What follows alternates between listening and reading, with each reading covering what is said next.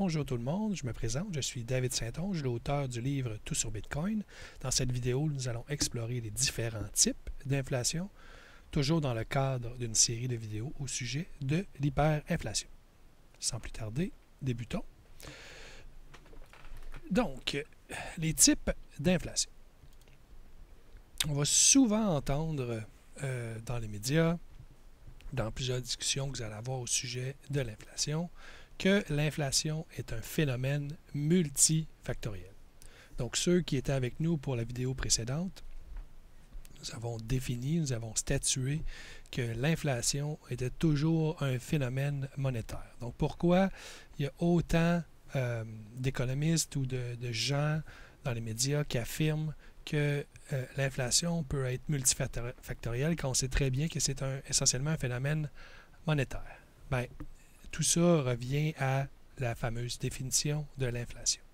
Donc, c'est vrai que les hausses de prix sont multifactorielles. Donc, un paquet de facteurs, évidemment, dans une économie peut causer des hausses de prix. On peut avoir, disons, une hausse de prix de pétrole à cause d'une baisse de production de l'OPEP. On peut avoir une augmentation du prix du blé à cause d'une sécheresse dans un pays ou de la guerre en Ukraine. Tout ça est vrai, évidemment. Les hausses de prix peuvent être, évidemment, multifactorielles. Par contre, l'inflation, comme on a appris dans la vidéo précédente, c'est toujours une hausse, bien, ça se définit par une hausse généralisée des prix. Donc, quand on a une masse, donc pas une hausse sectorielle ou une hausse précise sur un bien ou un service, ça, c'est pas de l'inflation, c'est une hausse de prix. Donc, quand on dit, je ne sais pas moi, il y a eu une hausse de prix dans le secteur de l'automobile, ce n'est pas nécessairement de l'inflation. S'il y a eu une hausse de prix dans le secteur de l'automobile, juste dans le secteur de l'automobile, ce n'est pas de l'inflation, c'est une hausse de prix. S'il y a une hausse de prix du pétrole, puis ça se voit aux pompes à essence, encore là, c'est une hausse de prix de l'essence, pas nécessairement de l'inflation. C'est quand on voit une hausse généralisée de prix qu'on peut parler d'inflation. On va voir pourquoi, essentiellement, dans les prochains sujets. Donc, ce que je note ici, c'est qu'avec une masse monétaire fixe, lorsque les prix montent dans un secteur, on observera de la déflation dans d'autres secteurs. Donc, c'est super logique. En fait, c'est pour ça que l'inflation, c'est toujours lié à une augmentation de la masse monétaire. Puisque si, imaginez un ménage normal, une famille standard, ils ont un budget et s'il y a une hausse de prix, disons, de leur loyer, ils vont essentiellement dépenser moins ailleurs. Donc, c'est un peu comme ça pour la société en général. Si on a une masse monétaire fixe, on a une quantité définie de monnaie, puis qu'il y a une hausse de prix dans un secteur, bien, les gens vont avoir moins d'argent à dépenser dans d'autres secteurs. Donc, une inflation, non, une hausse de prix, très important à suivre, une hausse de prix dans un secteur va nécessairement amener une baisse de prix dans d'autres secteurs. Donc, au final, on n'aura pas d'augmentation généralisée de prix, puisqu'on n'aura pas une augmentation de la masse monétaire. Donc, ce que je note ici, c'est que c'est bien la preuve que l'inflation est un phénomène monétaire, puisque la seule façon que les prix puissent monter dans tous les secteurs en même temps, c'est si on crée plus de monnaie. Donc, c'est pour ça que l'inflation est toujours liée à un phénomène monétaire, donc un phénomène d'accroissement de la masse monétaire. C'est pas dire en passant que si on avait une masse monétaire fixe, qu'on n'aurait plus jamais de hausse de prix. C'est pas ça qu'on dit. C'est que si on a une masse monétaire fixe et qu'il y a une hausse de prix à quelque part, il va en découler des baisses de prix ailleurs, puisqu'on n'aura pas ajouté de monnaie dans le système pour compenser, dans le fond, pour annuler les baisses de prix dans les autres secteurs, littéralement. Et ce qu'on peut ajouter ici, faut suivre, là, ça peut devenir assez complexe rapidement, mais je vais essayer de vous distiller ça le plus simplement possible. Quand on est dans un système de masse monétaire fixe et qu'on augmente la production, ce qu'on devrait avoir, c'est de la déflation, littéralement. Si on augmente la production, on augmente notre output là, en tant qu'économie, on devrait avoir des baisses de prix puisqu'on a plus de biens et de services et donc les prix devraient baisser. dans un système fiat, comme on vit aujourd'hui, où on peut ajuster la masse monétaire, bien, on annule la déflation, littéralement, de ces gains en production qu'on peut faire ou de cet accroissement de la production en augmentant la masse monétaire. Donc, c'est pour ça que, malgré tout l'accroissement de la production qu'on a eu dans les dernières décennies, dans les derniers siècles, littéralement, on n'a pas nécessairement de baisse de prix parce qu'on suit avec l'augmentation de la masse monétaire. Et donc, quand on dit qu'il y a une inflation annuelle de 2%, c'est probablement plus que ça parce qu'on aurait dû peut-être avoir une déflation, littéralement, de prix, mais qu'on a annulé en augmentant la masse monétaire. Donc, il faut voir ça comme des vases communicants. Si on augmente la production, mais qu'on augmente la masse monétaire, ben on peut annuler littéralement la déflation. Et au même titre, si on augmente la masse monétaire, mais on n'a pas plus de production, bien là, on va causer de l'inflation, littéralement, parce qu'on a mis plus d'argent dans le système. Voilà, on va sûrement revoir ce concept un peu plus tard. Prochaine slide. Donc, une autre question là, que j'ai souvent, maintenant qu'on sait que les hausses de prix sont multifactorielles, mais que l'inflation, c'est un phénomène monétaire, souvent la question que j'ai, donc pourquoi l'impression monétaire ne cause pas toujours d'inflation? Donc en 2008, c'est ce qui est arrivé, on a imprimé beaucoup de monnaie pour sauver les banques avec la crise économique et la décennie qui a suivi, on n'a presque pas eu d'inflation. En fait, on a eu environ 0 à 2 % d'inflation là, à chaque année. Donc si on a augmenté autant la masse monétaire, comment ça qu'on n'a pas eu autant d'inflation qu'on aurait dû voir suite à cette augmentation de masse monétaire? Bien, la première explication, c'est simple, c'est que l'inflation est mesurée par l'indice de prix au consommateur, donc l'IPC ou le CPI en anglais. Donc, l'inflation, ça n'égale pas l'indice de prix au consommateur, pas du tout, parce que c'est à plusieurs volets, cette relation-là. De un, l'indice du prix, l'IPC, ne contient pas plusieurs choses comme l'immobilier. Ça intègre une part de calcul pour des prix de loyer, mais ça ne tient pas du tout compte de l'augmentation du prix des maisons, de l'immobilier, notamment qu'on vit là, dans les derniers 5-6 ans. Le prix de ma maison a doublé, c'est complètement fou. Ça, c'est qu'une infime partie de cette prise de valeur qui est inclue dans l'indice du prix à la consommation. Donc, c'est fou de dire que ça nous coûte plus cher se loger qu'avant et ce n'est pas nécessairement inclus là, à part entière dans le calcul du prix à la consommation. L'autre chose, c'est qu'il y a toutes sortes le calcul du prix de l'indice à la consommation inclut toutes sortes de trucs étranges, comme en France, il semblerait que quand le prix du jus d'orange, par exemple, augmente, bien, comme il rajoute plus de vitamines dans le jus, bien, il n'y a pas d'inflation, littéralement. Donc, on compense là, les augmentations de prix par des améliorations des produits. Même chose, ici, un exemple de Savedin par rapport à, disons, on aurait du bœuf et des ordinateurs. Bien, on parle ici que le bœuf et l'ordinateur augmentent double en prix à cause de l'injection monétaire dans l'économie.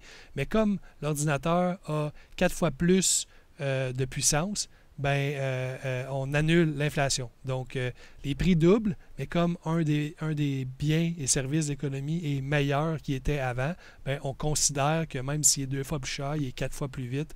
Donc, le prix a baissé et ça annule aussi l'augmentation du prix du bœuf. Donc, c'est certaines choses qu'on fait dans le calcul de l'indice du prix à la consommation qui fait qu'on est comme capable d'annuler cette inflation-là dans le calcul et faire à semblant qu'on a 2 % d'inflation. Ensuite, on peut regarder les arguments du MMT, qui est le Modern Monetary Theory. Bon, essentiellement, là, cette théorie-là, cette nouvelle théorie monétaire moderne, prétend que l'argent vient du gouvernement à la base et que le gouvernement peut littéralement en imprimer autant qu'il veut pour financer ses besoins. Et tant que les secteurs où sont dirigés cet argent-là ne sont pas saturés, bien, ça ne causera pas d'inflation. C'est leur prétention. Le meilleur exemple, c'est le complexe militaro-industriel américain.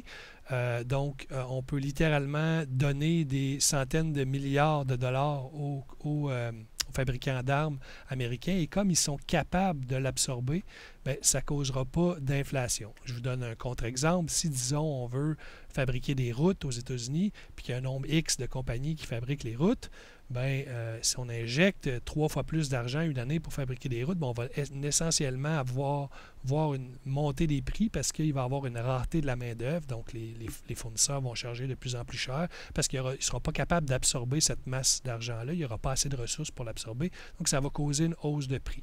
Donc, selon l'argument de la MMT, tant qu'on ne dépasse pas cette capacité-là à absorber, on n'aura pas d'inflation. Et le complexe militaro-industriel américain est le meilleur exemple. Ils vont absorber tout l'argent qui leur est envoyé parce qu'ils ont la capacité de le faire.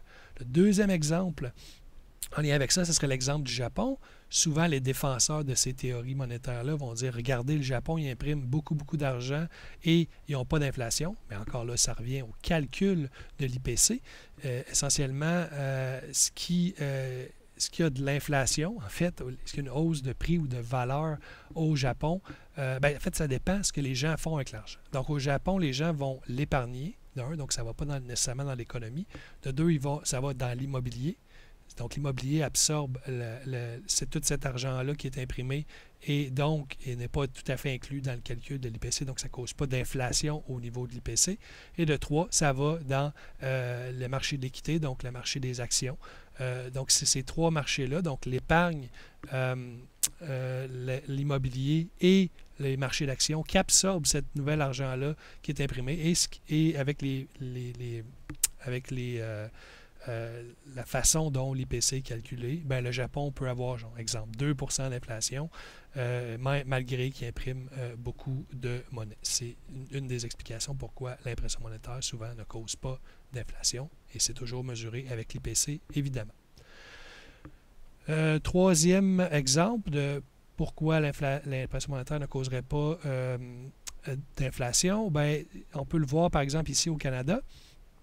On peut voir un graphique là, dans la Banque centrale. Je ne vous le mettrai pas, c'est pareil partout aux États-Unis, même en Europe. On peut voir un graphique là, de la masse monétaire des banques centrales qui monte. Là, tout le monde dit « Ah, voyez, tout l'argent qu'ils ont imprimé, ça va causer de l'inflation. » Ben non, ça ne va pas nécessairement toujours causer de l'inflation. Le meilleur exemple, c'est en 2008, ça n'a pas causé beaucoup d'inflation, tout simplement parce que tant que cet argent-là ne se rend pas jusque dans l'économie, ça ne va pas causer d'inflation. C'est une inflation qui va être latente.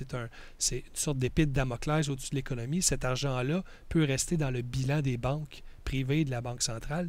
Et si les banques privées ne prêtent pas l'argent pour se rendre dans l'économie, si ça reste dans leur bilan à la Banque centrale, bien, il n'y aura pas d'inflation parce que cet argent-là va rester comme ça latent et ne se rendra pas à l'économie. Par contre, quand on fait ça, bien, si éventuellement comme par exemple là, à partir des années 2020, bien, tout cet argent-là qui a été créé, qui était latente, bien, là, elle s'est rendue dans l'économie finalement. Et là, on voit les résultats de ça, on voit l'inflation. Donc, il y a comme un délai. Ce n'est pas parce que la Banque centrale imprime de l'argent, la rend disponible aux banques privées pour les prêter, que ça va nécessairement causer de l'inflation immédiatement. Si la banque ne le prête pas l'argent, ça n'en causera pas. Dernier exemple, c'est exactement dans le même genre. C'est pendant la République de Weimar, qu'on va étudier beaucoup là, dans le cadre de ces vidéos sur l'hyperinflation. Bien, à un moment où la Banque centrale de la République de Weimar imprimait beaucoup d'argent, mais il y avait beaucoup d'incertitudes économiques, donc les gens, littéralement, cachaient l'argent en dessous de leur matelas. Ils thésaurisaient l'argent, littéralement, à cause de la peur de l'incertitude économique. Et lorsque ça a commencé à aller un petit peu mieux, bien, les gens ont sorti leur argent de leur épargne, disons cachée, et se sont mis à la dépenser dans l'économie. Et là, c'est là qu'on a vu l'inflation monter. Donc, donc ce qu'il faut retenir, c'est l'IPC, c'est calculé pour diminuer. Littéralement, c'est littéralement fait pour qu'on sous-estime l'inflation. De deux, si on imprime de l'argent et on les envoie dans des secteurs qui peuvent l'absorber, souvent ça ne va pas cause d'inflation. Le meilleur exemple, c'est le complexe militaro-industriel américain. Ensuite, on a l'exemple du Japon où ils impriment beaucoup d'argent, mais les gens vont l'épargner, la mettre dans les marchés des actions ou dans l'immobilier. On peut tout à fait voir, hein, quand les banques centrales impriment, on voit que les courbes de l'immobilier et du marché des actions suivent littéralement l'impression monétaire. Quand l'argent, ensuite, les autres exemples, c'est la République de Weimar puis l'exemple d'impression monétaire. Si cet argent-là reste dans les bilans des banques et les banques centrales, ça ne va pas dans l'économie, ça ne cause pas d'inflation. Alors voilà pourquoi. Et ça, c'est un argument que si vous vous obstinez parfois sur Twitter avec des économistes, c'est toujours ces exemples-là qui vont vous sortir. Oui, mais comment ça, il n'y a pas d'inflation au Japon? Et maintenant, vous allez pouvoir leur répondre. Ensuite, oui, avant. Super Thread. Oui, d'ailleurs, parlant d'économistes, ils vont souvent blâmer l'inflation sur toutes sortes là, de sujets totalement loufoques et presque incompréhensibles et ne sont même pas gênés de le faire. J'ai plusieurs exemples. Savedean les a d'ailleurs regroupés ensemble dans un thread sur Twitter, donc on va regarder ça ensemble. Mon préféré, c'est le premier. En Suède, on a littéralement blâmé Beyoncé pour l'inflation durant le mois de mai, il semblerait. Donc, c'est la faute de Beyoncé. C'est pas l'impression monétaire, c'est de la faute de Beyoncé.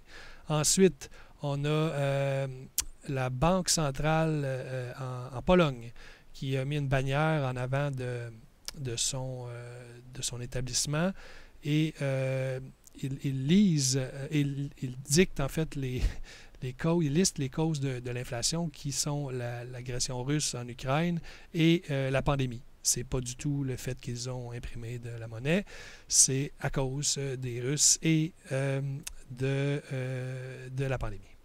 Ensuite, au UK, on blâme le Brexit, évidemment.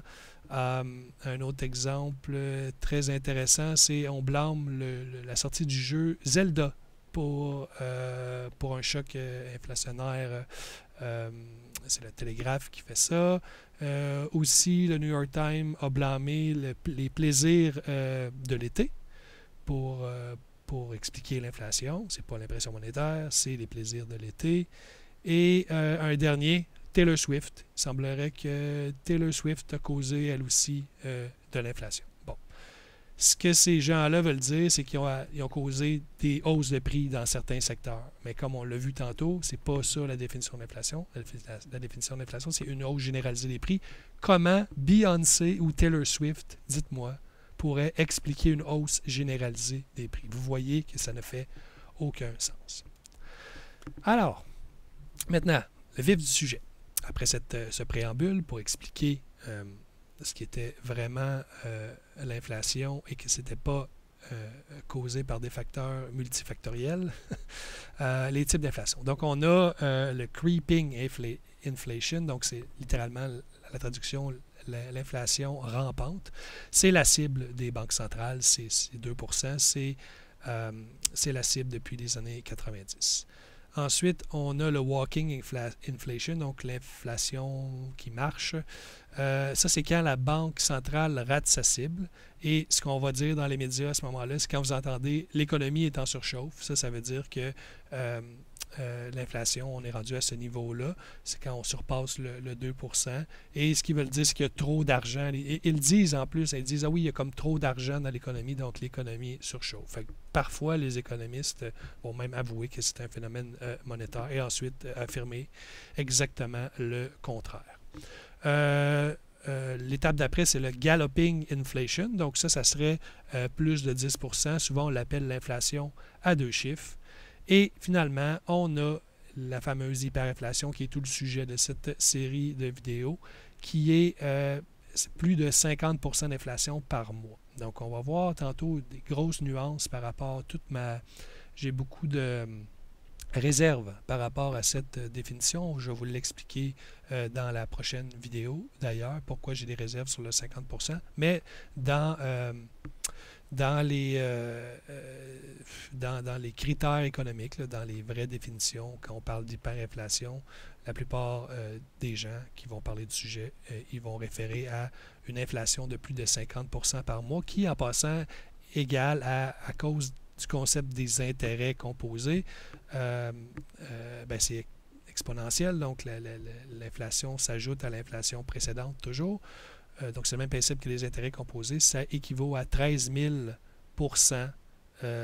par année. Donc, c'est une inflation annuelle de plus de 13 000 Donc, dans les types d'inflation aussi, si vous lisez en ligne, là, si vous allez sur Investopedia ou si vous lisez vos livres d'économie qu'on va vous montrer à l'école, on va souvent parler des causes de l'inflation, donc les types d'inflation. Donc, quand c'est demand pull ou cost push, bon, essentiellement, c'est valable, c'est vrai, mais c'est plutôt lié à des hausses de prix. Hein, donc, ce qu'on vous parle ici, c'est, disons, on a dans l'économie, on a plus de demandes que de production. Bien, là, ça va causer de l'inflation. Même chose, et l'autre, le cost push, c'est quand c'est les ressources naturelles ou la main-d'œuvre qui augmente en prix, mais c'est les coûts pour fabriquer des biens ou des services ou de servir des services qui vont augmenter. Mais ça explique plus des hausses de prix parce que il faudrait que dans toute l'économie, tous les coûts augmentent partout, égal. Et c'est ça qui qui causerait l'inflation ou qu'il y ait une plus grosse demande dans tous les secteurs que que toute l'économie au complet est capable de produire. Et donc, ça peut, même si ça peut arriver, si on n'augmente pas la masse monétaire, bien, ce qui va arriver, c'est que les gens vont dépenser plus sur leurs biens essentiels, ce qu'ils ont vraiment besoin, puis ils vont dépenser moins ailleurs. Donc, essentiellement, ça va se balancer. Ça ne va pas créer d'inflation, il va y avoir plus de dépenses d'un côté, donc des hausses de prix d'un côté, et moins de l'autre, donc des baisses de prix. Donc, ça ne devrait pas nécessairement causer d'inflation, donc de hausse de prix généralisée. Donc, même quand on embarque dans ce type-là de définition très pointue pour les causes, que c'est demand pull ou cost push, c'est difficile à lier au phénomène d'inflation, c'est plus lié à la hausse des prix. Donc, évidemment qu'on peut expliquer les hausses de prix de certains secteurs par ces concepts-là, mais j'ai de la misère à imaginer qu'on peut expliquer l'inflation par ça, parce que, en général, c'est sectoriel, littéralement, et, comme on l'avait plus tôt, il faut augmenter la masse monétaire pour pouvoir avoir une hausse de prix généralisée. Donc, dernière slide de cette vidéo pour aujourd'hui. On va regarder les types d'inflation exprimés en fait par Bernold, qui est un des auteurs que j'ai lu pour ma recherche. C'est plus simple et c'est là qu'on peut bien comprendre là, en quoi consiste l'inflation. Donc, c'est un peu complexe. Je vais essayer de vous le distiller le plus possible. Le premier, c'est simple, c'est l'inflation modérée.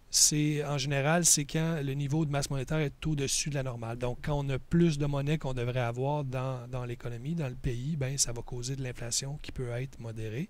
Puis, on peut avoir de l'inflation modérée même quand l'État ne finance pas ses déficits, ses gros déficits par l'impression monétaire. On va voir c'est quoi le lien tantôt avec l'hyperinflation.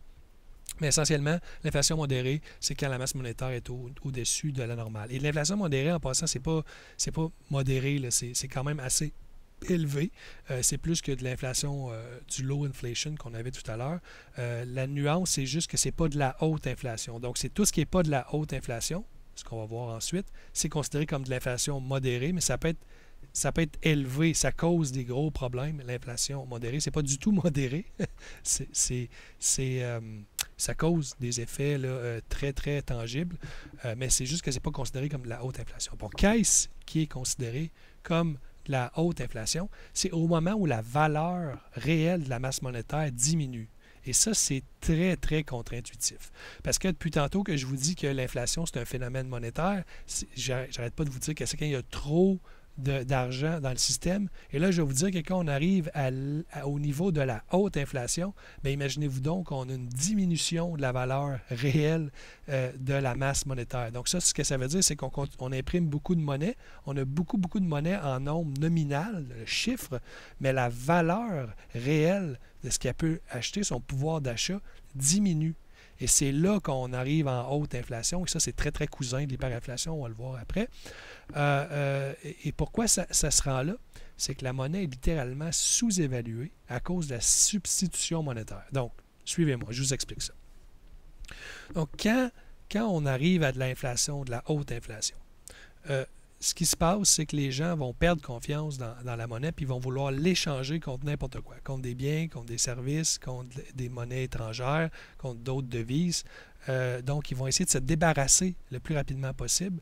Ils vont conserver leur valeur dans une autre monnaie ou dans d'autres réserves de valeur. Donc, la monnaie n'est plus capable de jouer son rôle primaire qui est d'assurer, dans le fond, un échange de valeur comme ça dans l'économie. Donc, ce que ça fait, c'est que les gens vont substituer leur monnaie d'État pour autre chose. Et ça donne une sous-évaluation de la valeur. Donc, la monnaie vaut encore moins qu'elle devrait valoir malgré qu'elle est dévaluée, malgré qu'on en imprime beaucoup. Elle vaut encore moins qu'elle devrait comparée à la masse monétaire. Et ça, ce que ça fait, c'est que la valeur réelle du total de la masse monétaire diminue. Fait que c'est ça de la haute inflation. Donc, si vous voulez savoir c'est quoi de l'inflation modérée, c'est simplement quand on n'est pas rendu là, on a de l'inflation élevée, mais on n'est pas rendu à de la haute inflation. Et l'hyperinflation, mais c'est exactement comme la haute inflation, sauf que ce qu'on ajoute, c'est qu'on n'a jamais eu de période d'hyperinflation sans que le gouvernement finance son budget par de l'impression monétaire. Il y a un gros déficit budgétaire essentiellement, puis que le gouvernement se finance avec l'impression monétaire. Et ça cause un énorme problème puisque la valeur de la monnaie diminue plus vite que ce qu'ils sont capables d'amasser en impôts. Donc, je donne un exemple. Disons qu'on a, je sais pas moi, 300% d'inflation dans l'année. C'est pas encore de l'hyperinflation en passant, ça peut être de la haute inflation.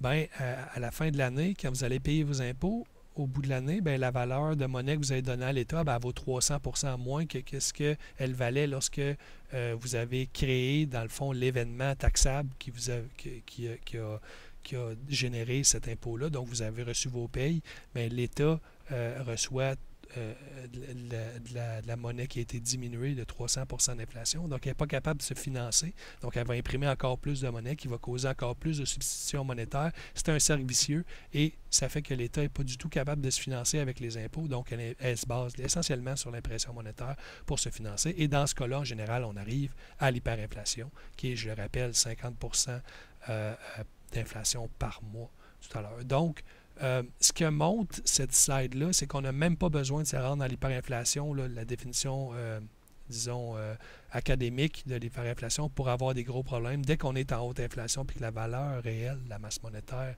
diminue, c'est le critère pour la haute inflation. On est déjà dans le trouble. Comme vous pouvez le voir, juste avec l'exemple que je viens de vous donner par rapport au financement de l'État, c'est déjà un gros problème parce que l'État ne sera pas capable de se financer à partir des impôts. Parce que quand elle va recevoir la monnaie, sa valeur va diminuer énormément, puis elle va devoir se financer avec encore plus d'impression monétaire. Alors voilà, c'était les différents types d'inflation qu'on peut avoir. Donc, on a vu toute une liste là, de termes d'inflation, que ce soit creeping inflation, walking inflation, galloping inflation. Ça, c'est les critères, c'est les termes, pardon, qu'on va entendre souvent. Ça dénote, là, dans le fond, différents pourcentages d'inflation qui peut survenir dans une économie. Mais les termes qui sont les plus utiles pour nous quand on fait une étude d'hyperinflation, c'est simplement l'inflation modérée qui est nécessairement un niveau de masse monétaire plus élevé qu'on devrait avoir, plus élevé que la normale. Et ensuite, après, on a la haute inflation qui est simplement quand la valeur de la masse monétaire est plus basse qu'elle devrait être, puis à cause de la substitution monétaire, quand les gens se débarrassent de la monnaie pour acquérir des biens, des services ou d'autres monnaies. Et c'est tout. L'hyperinflation, c'est juste une version extrême de la haute inflation. Donc, la ligne est là. J'ai cherché durant littéralement des années pour essayer de comprendre c'est quoi la différence, qu'est-ce qui se passe quand on arrive en hyperinflation, pourquoi ça cause l'hyperinflation. Et c'est Bernolds, dans son livre, qui l'explique très bien. C'est simplement qu'on arrive à un niveau d'inflation qui cause la valeur de la masse monétaire de diminuer. Et, je le répète, c'est contre-intuitif parce qu'on pense toujours que l'hyperinflation, c'est qu'on augmente trop le volume de masse monétaire. En fait, on l'augmente énormément au niveau nominal, mais la valeur de la masse monétaire diminue essentiellement. Et on va voir, c'est une des raisons d'ailleurs pourquoi certains pays ont de la difficulté à sortir de l'hyperinflation, même avec l'aide d'institutions internationales comme la Banque mondiale ou l'IMF, c'est qu'ils n'appliquent pas la bonne réponse à savoir s'ils sont en inflation modérée ou en haute inflation. Et on va comprendre pourquoi ça cause ces problèmes-là, pourquoi ils ne sont pas capables de donner le bon remède à l'hyperinflation ou à la haute inflation.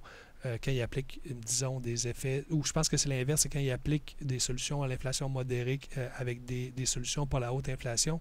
Dans les deux cas, ça cause plus de problèmes que ça n'en règle et on va pouvoir étudier ça là, plus loin dans des vidéos futures. Donc voilà, c'était tout pour aujourd'hui. Merci de votre attention. D'ailleurs, je peux bien changer la caméra pour vous saluer et me faire disparaître dans le coin. Donc, c'est ça. C'était la vidéo sur les types d'inflation. Dans la prochaine vidéo, on va d'ailleurs passer maintenant directement à l'hyperinflation. On va parler de ses définitions. On va définir littéralement l'hyperinflation. Donc, comme je vous ai parlé tantôt, il y a une espèce de définition académique. Il y en a d'autres. On va regarder tout ça en détail. Donc, je vous vois à la prochaine vidéo. Merci.